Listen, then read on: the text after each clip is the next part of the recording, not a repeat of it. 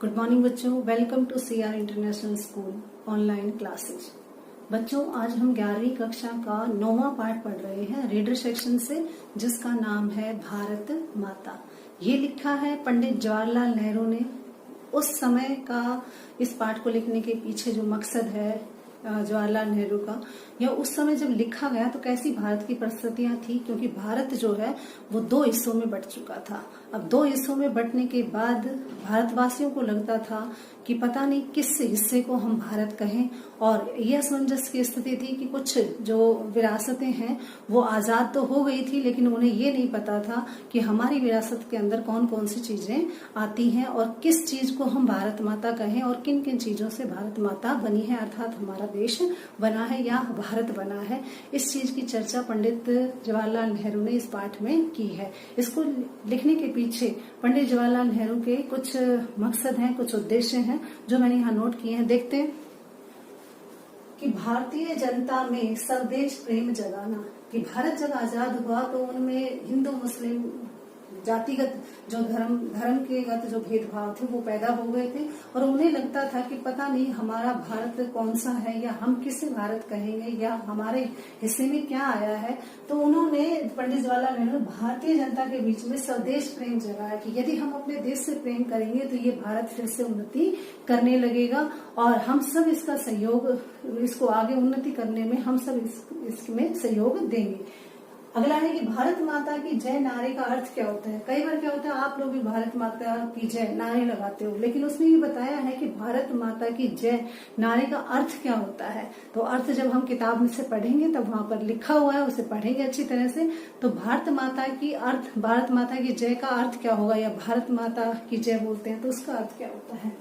फिर है कि किन किन चीजों से भारत माता बनी है, अर्थात जो हमारा पूरा भारत है ये किन किन चीजों से बना है। ठीक है, केवल ये भारतीय नागरिकों से ही नहीं, यहाँ पर भारत में जितनी भी चीजें हैं, चाहे वो प्रकृति के दी हुई हो, चाहे वो मानव निर्मित हो, चाहे वो सब निर्मित हो, ये सारी चीजें भारत का, जो भी भारत में है वो भारत का हिस्सा है।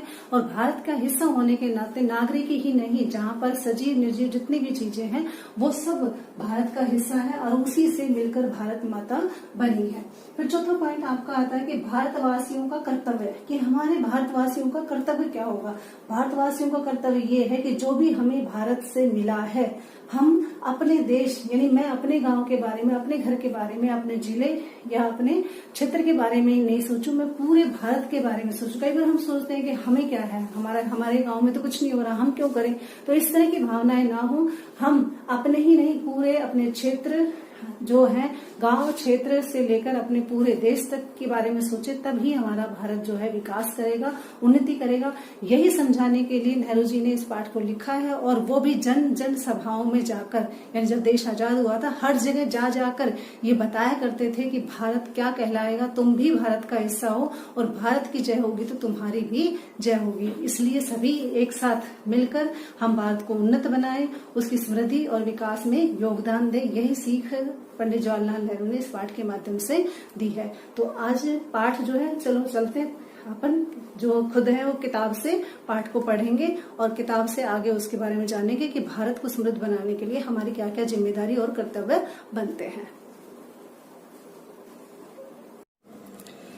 पंडित जवाहरलाल नेहरू कहते हैं कि अक्सर जब मैं एक जलसे से दूसरे जलसे में जाता था और इस तरह चक्कर काटता रहता होता था, तो इन जलसों में मैं अपने सुनने वालों को, यानी कि जो मेरा सम्मेलन सुनते थे, सभा को सुनते थे, से अपने इस हिंदुस्तान की या भारत की चर्चा किया करता था। भारत शब्द जो है संस्कृत शब्द से बना है, और इसकी जाति के परंपरागत संस्थापक के नाम से निकला, यानी भरत से निकला हुआ है।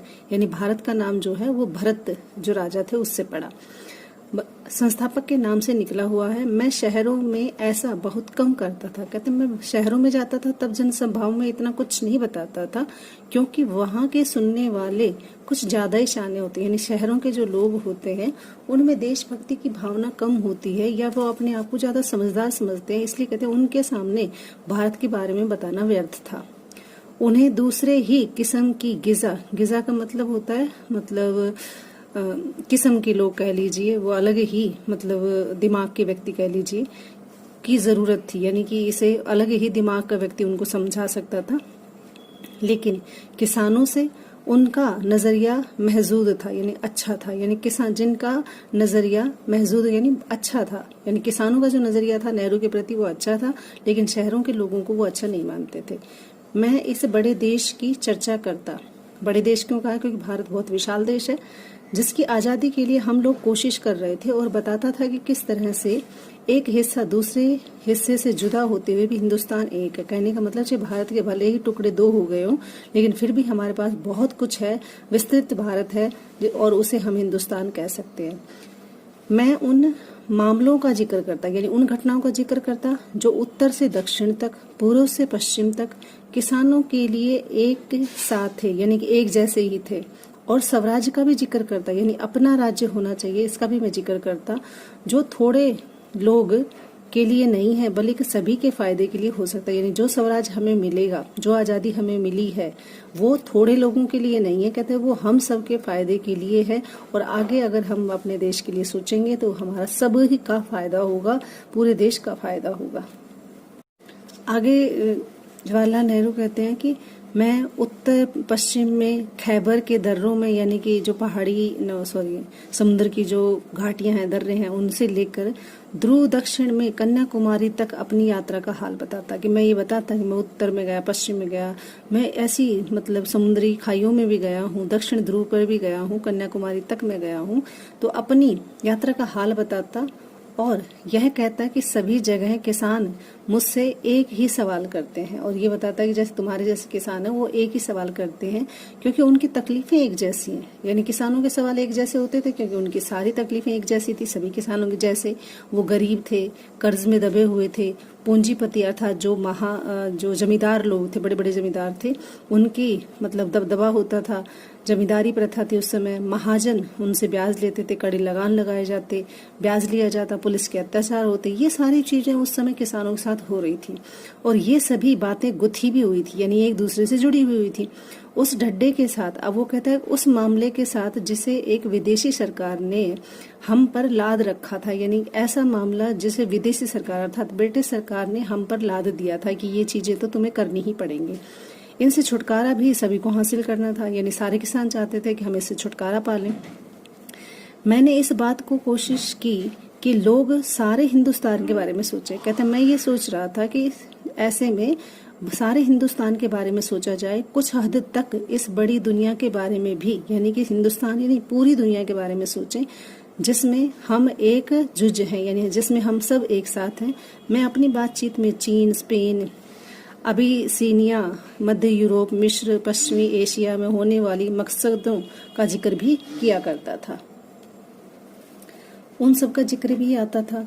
मैं उन्हें सोवियत यूनियन में होने वाली अचरज भरी तबादलियों का हाल भी बताता था कि सोवियत रूस में कैसे एक यूनियन ने जो है अपना दल बनाया और पूरी दल खल के साथ उन्होंने जो आंदोलन किया, तो जो तब्दीली मतलब जो बदलाव आया वो हाल में देख सकते थे। कहता है कि अमेरिका ने कैसी तरक्की की है और ये भी बताता है कि अमेरिका हमसे आगे कैसे बढ़ गया। यह काम आसान था। अब वो कहते हैं ये काम आसान था लेकिन जैसा मैंने समझ रखा था उतना मुश्किल भी नहीं था। लेकिन कहते हैं जितना मैं समझता था उतना किसानों को समझाना मुश्किल नहीं था। इसकी वजह ये थी। अब वो कहते हैं वजह बताता है कि इतना मुश्किल क्यों नहीं था। कहते हमारे पुराणों और महाकाव्यों ने, यानी हमारे जितने भी ग्रंथ हैं उनमें पुराणों की कथा कहानियों ने, जिन्हें वे खूब जानते थे। कौन? किसान लोगों ने पुराण पढ़े हैं, महाकाव्य पढ़े हैं, ये सारी चीजें उन्हें पता है। उन्हें इस देश की कल्पना करा दी थी, यानी पुराणों में, महाकाव्य में हमारे देश में क्या कुछ है और क्या कुछ था, ये सब उन्हें जानते थे। वे हमेशा कुछ ऐसे ही मिल जाते थे और कभी कभी बीच में ऐसे ही मिल जाते थे। मैं उनको जिक्र करता जिन्होंने हमारे बड़े बड़े तीर्थ यात्रा कर रखी थी। कहते कुछ लोग ऐसे भी थे जिन्होंने बड़ी बड़ी तीर्थ यात्राएं, यानी बहुत सारे हमारे पहले के बुजुर्ग हैं जिन्होंने भाई यहाँ पर गंगा घाट गए हैं या कहीं और घूमे हैं, बड़ी बड़ी तीर्थ यात्राएं की हैं जो हिंदुस्तान के चारों कोनों में है। यानी यात्राएं करोगे तो आप हिंदुस्तान घूमोगे, हिंदुस्तान घूमने से आपको जानकारी होगी। या हमें पुराने सिपाही मिल जाते, कहते या मुझे पुराने सिपाही मिल जाते जिन्होंने पिछली बड़ी बड़ी जंगें लड़ी हैं, अर्थात बड़े बड़े युद्ध में शामिल हुए हैं, धावे बोले हैं सिलसिलों में। धावे के सिलसिले में जब हमला हुआ है देश पर तब उन्होंने विदेशों में नौकरियां की हैं, अर्थात अपनी फौज की नौकरी की है।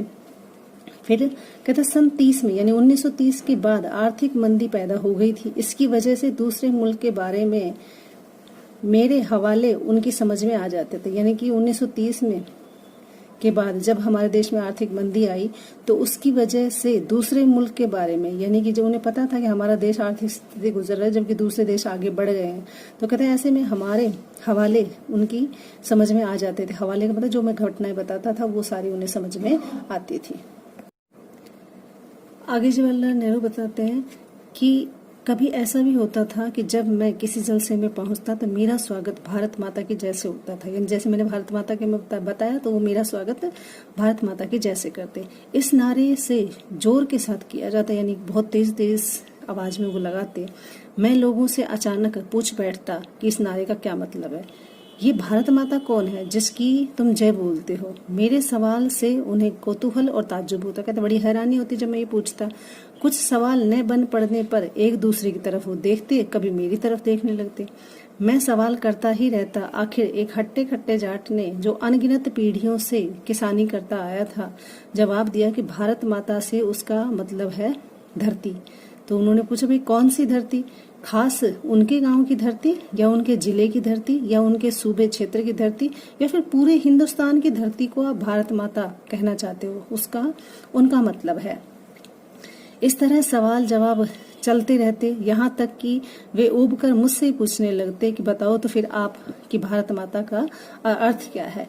मैं इसकी कोशिश करता और बताता कि हिंदुस्तान वह सब कुछ है, यानी हिंदुस्तान उसे कहेंगे हम जो क्या क्या चीजें हों। कहते जिसे उन्होंने समझ रखा है, लेकिन वह इससे भी बहुत ज्यादा है, यानी बहुत बड़ा है हिंदुस्तान। हिंदुस्तान की जितनी भी नदियां हैं, पहाड़ हैं, जंगल हैं, खेत हैं जो हमें अन्न देते हैं, ये सभी हमें अजीज हैं। कहते ये सारी चीजें हमें प्यारी हैं, लेकिन आखिरकार जिनकी गिनती है वे हिंदुस्तान के लोग हैं। कहते अब इनके बीच में जितने भी लोग रहते हैं जिनको हम काउंट करते हैं वे सभी हिंदुस्तान के लोग हैं और उनके और मेरे जैसे लोग, कहते हैं तुम्हारे और मेरे जैसे लोग ही रहते हैं वहां पर भी। जो लोग इस सारे देश में फैले हुए हैं, भारत माता दरअसल यही है। करोड़ों लोग हैं, यानी जितने भी करोड़ों लोग यहाँ बसते हैं वो सब भारत माता है। और भारत माता की जय, इससे मतलब ये हुआ कि इन लोगों की जय, अर्थात भारत में रहने वाले लोगों की जय।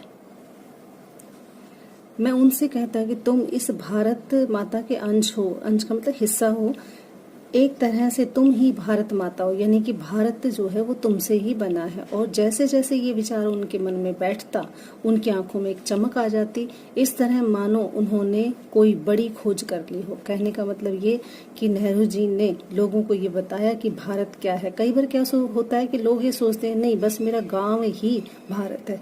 बहुत सारे जो लोग पढ़े लिखे नहीं हैं, आजकल तो आप लोग युवा पीढ़ी में हैं तो आपको पता है कि आपकी सीमा कहाँ से कहाँ तक भारत की है, ठीक है।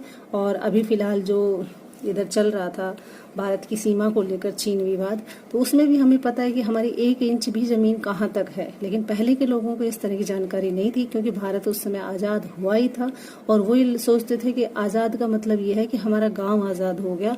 उसका नेहरू जी ये समझाना चाहते थे अब हमें गांव के लिए नहीं, अपने क्षेत्र और जिले के लिए, अब हमें पूरे देश के बारे में सोचना है और उनका हिस्सा हम सब हैं। यानी कि आप जितनी भी नदियां हैं, पहाड़ हैं, ये सब हमारा है और हमें इसके भलाई के बारे में सोचना है। इसमें जितने भी लोग बसते हैं, चाहे वो किसी कोने के हो, उत्तर पूर्व पश्चिम दक्षिण, उन सब के बारे में सोचकर चलना है। तब हमारे देश का आगे उद्धार होगा, देश विकास करेगा, उन्नति करेगा। इस तरह से नेहरू जी ने उन लोगों को समझाया था कि भारत क्या होता है। और भारत माता की जय का मतलब है कि यदि हम सब जीत गए या हमारा पूरा देश जीत गया तो ही भारत माता की जय है। ये नहीं है भाई एक गांव में सफलता है और दूसरे में विकास नहीं है, सफलता नहीं है, तो वहां पर इसका मतलब हमारा भारत आगे नहीं बढ़ेगा। हमें अपने घर, क्षेत्र, जिले से ऊपर उठ के पूरे देश के बारे में सोचना है क्योंकि हम सब इसके क्या है वासी हैं और इनकी काउंटिंग में ही पूरा भारत बनता है और तुम्हारी जीत ही पूरे भारत की जीत है। इस तरह से उन्होंने